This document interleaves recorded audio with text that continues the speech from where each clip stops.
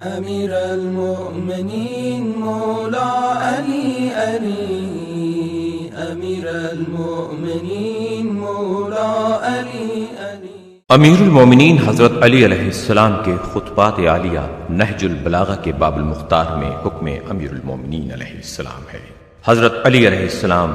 اپنے فرزند امام حسن علیہ السلام سے ارشاد فرماتے ہیں، کسی کو مقابلے کے لیے خود نہ للکارو، ہاں اگر دوسرا للکارے تو فوراً جواب دو، اس لیے کہ جنگ کی خود سے دعوت دینے والا زیادتی کرنے والا ہے اور زیادتی کرنے والا تباہ ہوتا ہے۔ حضرت علی علیہ السلام کے اس قول کی تشریح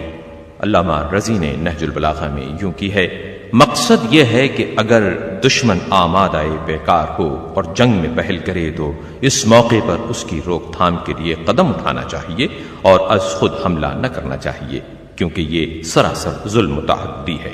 اور جو ظلم متعدی کا مرتکب ہوگا وہ اس کی پاداش میں خاک مذلت پر پچھاڑ دیا جائے گا۔ چنانچہ امیر المومنین علیہ السلام ہمیشہ دشمن کے للکارنے پر میدان میں آتے اور خود سے دعوت مقابلہ نہ دیتے تھے۔ چنانچہ ابن ابی الحدید تحریر کرتے ہیں کہ ہمارے سننے میں نہیں آیا کہ حضرت امیر المومنین علیہ السلام نے کبھی کسی کو مقابلے کے لیے للکارا ہو، بلکہ جب مخصوص طور پر آپ کو دعوت مقابلہ دی جاتی تھی یا عمومی طور پر دشمن للکارتا تھا تو اس کے مقابلے میں نکلتے تھے اور اسے قتل کر دیتے تھے۔ امیر المؤمنین مولا علی علی، امیر المؤمنین مولا علی علی، امیر المؤمنین